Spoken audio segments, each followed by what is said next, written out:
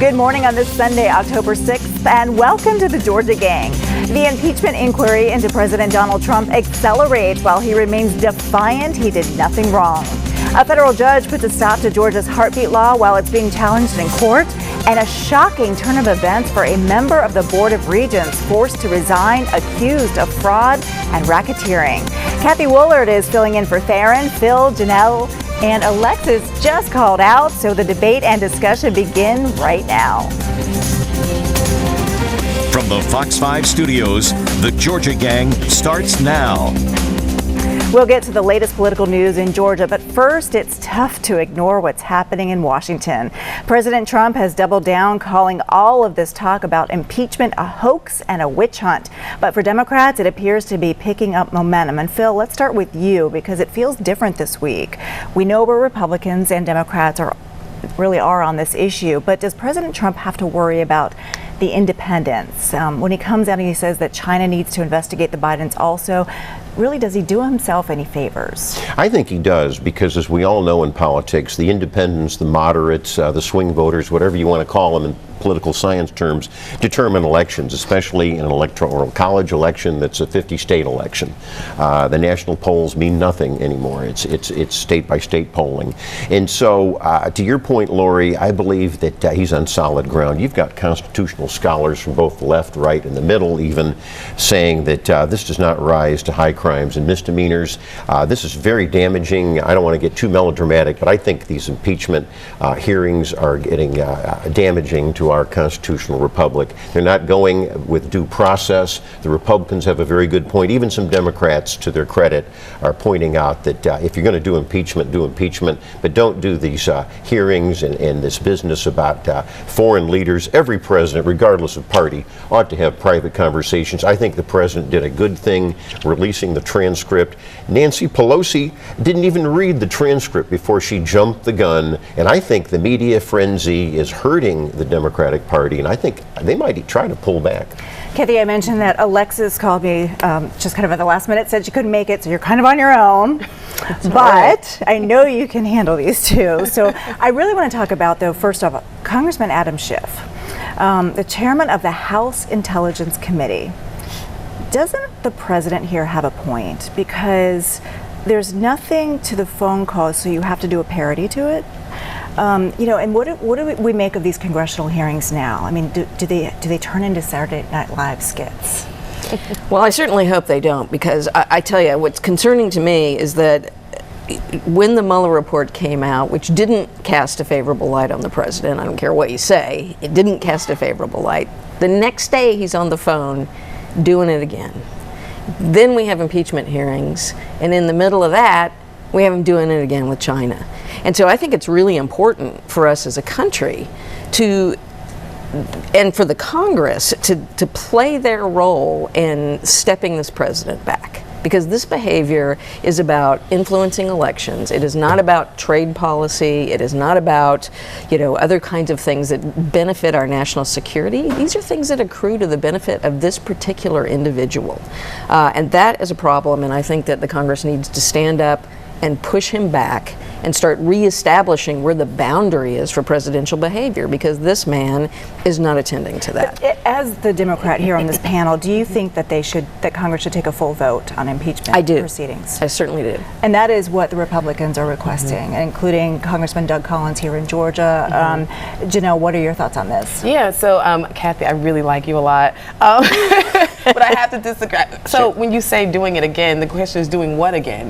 The president has been the president. I mean, I feel as though when we look at this, when it comes to Adam Schiff, when it comes to all those that are involved, Nancy Pelosi, I'm questioning their whole mindset around the topic in general. Because when you use unethical methods in order to chase down high crimes, it makes your outcome worthless. And I feel as though that's what's happening. It's a waste of time.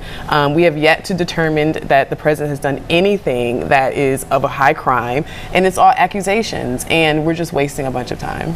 Well, there has to be a considerable amount of testimony and discussion to reveal, what the whistleblower heard, what the other people that were involved in But this there's no heard. due process here with this rigged. Well, they're business. doing the due process in terms of having the hearing. If you They'll have a have the full vote. impeachment, you can get some due process. But here's the thing: They we're will having- have a full impeachment. We're having an election in 13 months. The Democrats have a lousy field of candidates. They know that they're in serious trouble to beat Donald Trump, so they have to go to your point. They have to use unethical methods. Adam Schiff lied about not knowing about this so-called, I call him a leaker, not a whistleblower. Right. And I think it was staged, just like the Mueller report was staged. And I think let's have an election. Why not? Let's just do an election. Yeah. Kathy, I'm going to let you get the last word on this. Well, we will do an election, and that will be the last word, but we have a long way to go for the next year to unpack this, find out who's going to run on both sides of this, and then see who's going to be the next president. But, Phil, I agree with you. Polling these days is not worth much, just because the technology of it and shifting patterns. But the trends aren't looking good for this president. The trends are influencing how people are thinking, back to your point, where independents are going on this. And I think right now, there's still a long way to go before we find out how this is going to turn out. But Democrats are going to have a vote on this. I think really it all depends on the messaging and how both parties are going to message this, because the momentum, I feel like, did shift this week, but we'll have to wait and see what next week brings. I think it's daily. I think it's hourly. It really does change hour to hour. But we want to turn now to Georgia's heartbeat law, where opponents are claiming victory after a federal judge, Steve Jones, prevented the law from going into effect while the law is being challenged in court. No real surprises here, Janelle, and this is really just a first step. Yeah, so I'm going to be honest. When I heard the ruling, I was disheartened by it. One of the things I can't figure out for the life of me is how is it so difficult to determine or to say that it's not logical to determine life at the beginning of a heartbeat. I just feel like we've said this 1,000 times, if when the heartbeat is gone, that determines death. When a heartbeat starts, it means it's life. And we are all about protecting life. And I have a number of friends who are trying to conceive and going through all these different steps. And it's really challenging when you see people who don't or do not appreciate the gift of, or the miracle of life. Obviously, Kathy, some really strong feelings from both sides on this. The opponents from day one have said this is unconstitutional. And so far, this judge has not ruled on the constitutionality of this, but just saying we're going to put this on hold until this plays out in the courts. Yeah, it's a dramatic change in the law, and I think this judge did the right thing by putting this on hold until the court case proceeds to its logical conclusion, which could be some time. But I think that the people who brought this forward, it is so extreme, the people who brought this forward anticipated this, and so I'm glad we're at this point. Georgia's #1 in maternal death in the country. We have been for some time. We haven't seen the entire picture be addressed of women's reproductive health in this state, and to start with a draconian action on this particular issue, I don't think is the way to deal with women's reproductive health in Georgia. Phil, you predicted this long, drawn-out court battle, and here we are. That's right. As you say, no surprise here. Everybody on all sides of this knew it would be enjoined. It's not going to go into effect January 1st. Yes, it'll take years, and it's got to be ultimately decided by the U.S. Supreme Court with regard to the 1973 Roe v. Wade decision. Kathy, do you think it's Georgia's law that could wind up at the U.S. Supreme Court, or do you think other states? I'm not a lawyer, so I'm not very good at Supreme Court strategy and why things end up where they end up. Georgia's got the additional wrinkle of allowing people to claim personhood for fetuses on their tax returns. That sort of adds a little extra to this particular conversation, not necessarily for the Supreme Court, but certainly for the state of Georgia and the implications for our budget and for how we handle lots of other things. And there's other states that are more restrictive. Yeah, and can I just add too that Jane Roe, or Nancy McCorvey, who is with Roe v. Wade, is actually a pro-life activist as of now. So I mentioned that by saying that as time goes on and laws progress, we have to keep in mind that innovation causes you to to look at these new laws and see how can we grow with some of the changes. And just like how she saw the change, I think the states can do the same. All right. Well, coming up, new names pop up in the online application process for U.S. Senate. We'll discuss coming up. Have a question or comment for the Georgia Gang? Email them at georgiagang@foxtv.com. At last count, now Phil tells me more than 500 people have applied for Senator Johnny Isakson's seat. He announced he's retiring at the end of the year due to health reasons. This week, some familiar names: former Congressman Jack Kingston, Jackie Gingrich Cushman, daughter of former House Speaker Newt Gingrich, and House Speaker Pro Tem Jan Jones. Phil, I want to start with Jan Jones. An impeccable resume on paper. She's from the suburbs, North Fulton County, high-ranking Republican in the House. But I kind of speak from personal experience after covering her down at the State House. Not very media savvy. I don't know what she's like on the campaign trail, right? Can she rally the crowds? Can she, come up with a real good campaign message? Like, what is she going to be like if she's selected? Can she get out there?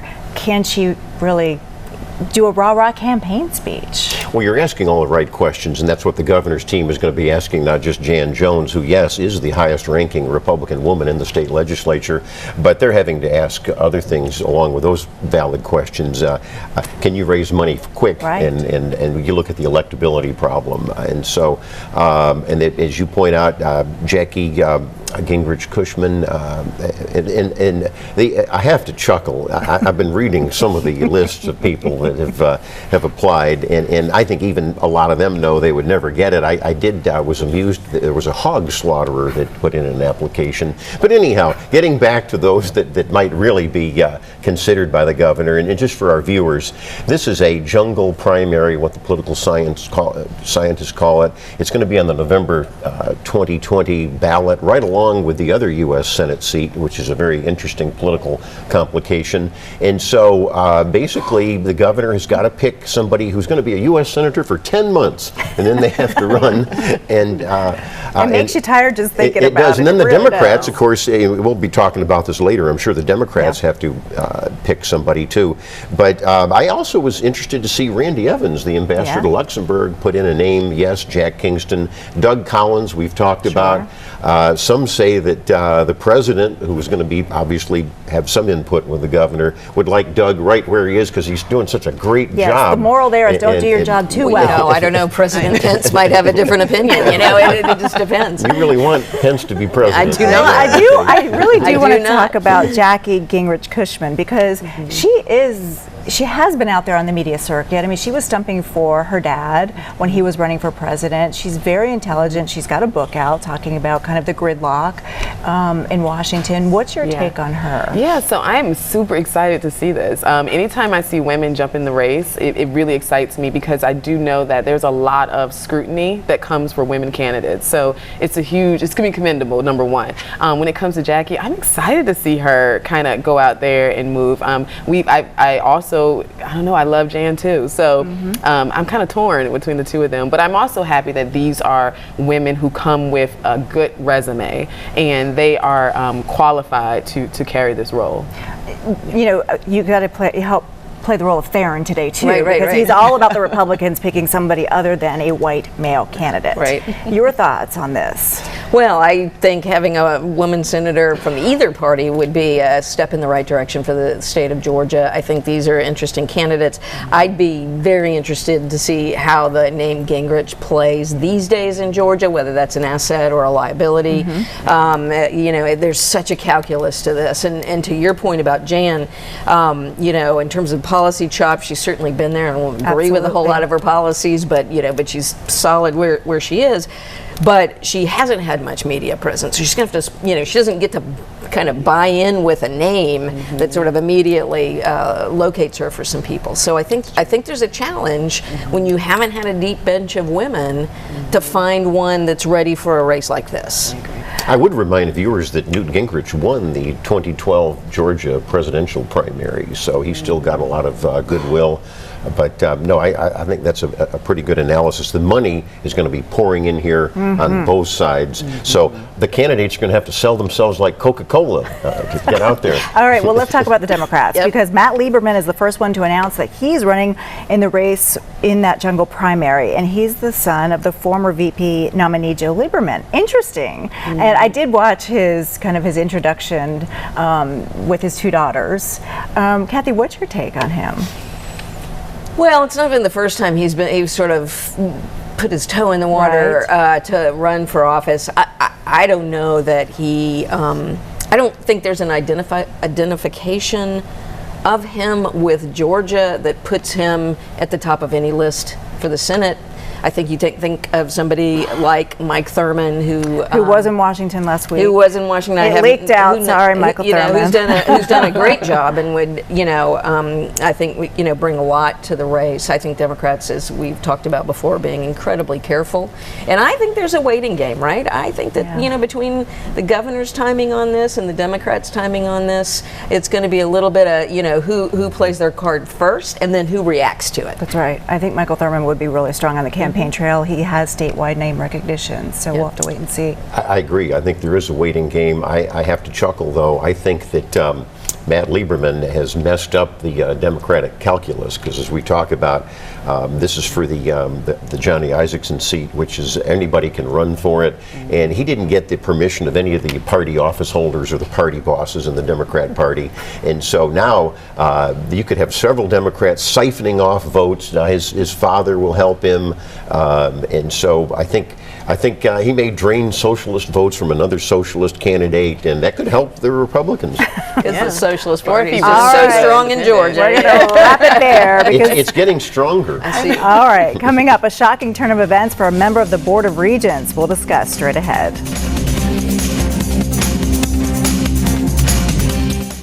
Join the discussion on the Georgia Gang Facebook page and watch past episodes on the Georgia Gang YouTube channel. Some shocking news about a member of the Board of Regents. Dean Alford abruptly resigned after state investigators say he forged a state employee's signature in an attempt to get hundreds of thousands of dollars for his own company. Alford was once a state rep who served 5 terms. If these allegations are true, did he think he wasn't going to get caught? The state acted really quickly, Phil. This is really surprising. Well, when I heard the news late Thursday, it really was a shocker to me. It's not the Dean Alford that I have known, a prominent businessman and a philanthropist and a big Georgia Tech booster. These are very obviously serious charges, and he's got a good attorney, I'm told, and so we're going to have to see how this plays out in court. I mean, I think according to the state, this all started really around September 24th, and the state attorney general, the GBI, I mean, they acted really promptly after, I think they got a call from a Florida company and said there's something kind of fishy here. Kathy? Well, I think that, these allegations are incredibly serious, and the fact that they did act quickly means that they feel pretty confident that they've got what they need to make those charges. Otherwise, they'd take as long as they've taken investigating the city of Atlanta. So, I think that it's really shocking, and it's such a betrayal of the trust for the Board of Regents. It should be something that's kind of above this kind of behavior, and they are still allegations, but it's very troubling. Well, I think we talked about this, Janelle. You sit on the Board of Regents, and you're accused of really kind of frauding the university system. Yeah, that's huge, a huge mistake. And I think the biggest question is why. I think that's what people want to know. Should this, actually have taken place? I will say that another question is it really the first time, or is it the first time that he's gotten caught? Which is something that we really have to look into. But because it's still under investigation, I think we just have to watch and wait and see. I'm really hoping that it turns out goes in a different direction, depending on, despite how it looks. But and once again, these are accusations. And moving on, we want to say two state representatives are looking to crack down on vaping in Georgia. We knew this was just a matter of time. It's State Representative Gerald Green and Bonnie Rich. Not sure yet which direction they want to go, maybe looking at the flavoring, Kathy? Yeah, Gerald Green is a longtime Republican state representative down in the southwest Albany kind of area of the state, right in the heart of tobacco country. That's where my dad's family's from, and so it's sort of interesting to see that that's where it's coming from. But he's a really good state rep. it's a very close district, so one day a Democrat will hold it, or maybe he'll go back to being a Democrat. But it's a great step in the right direction. She had to get that in there for I me. had to get that in there because it is one of the.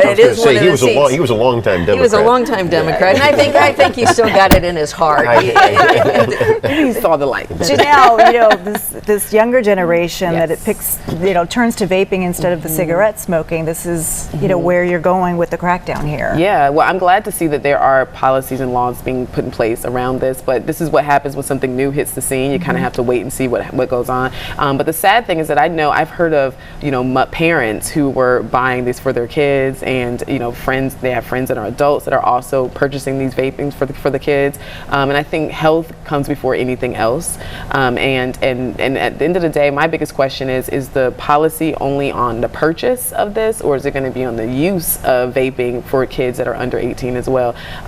Even though, I know the tobacco rules and all that, but I think there needs to be something that's in place that, works against that as well, because you still can purchase online. So I think that's a good point. And just very quickly, I would point out that You've got to look at both sides of this. Even the American Cancer Society says that these are good things for getting people off of cigarettes. Some of them are nicotine based, which you could, I'm not a smoker, but it's argued that that's good. The others are, a lot of the flavored ones have this as a THC, which is, that's what's causing the illnesses, lung illnesses, and some of the deaths. There's always unintended consequences, of course, with legislation, so I'm waiting to see how it unfolds too. Well, we're going to get to one more because former Cobb County Commission Chairman Tim Lee lost his battle with cancer, and quite a legacy that he leaves behind.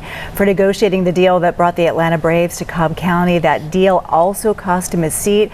As we've seen, sometimes the unpopular decisions at the time turn out for the best when politicians have vision and don't always think about the next election. Phil, I'll just have you say a few words. Well, you made a good point, and leaders take risks, and Tim Lee negotiated the deal with the Braves organization to move from Turner Field in downtown Atlanta to go to the beautiful Battery SunTrust Park.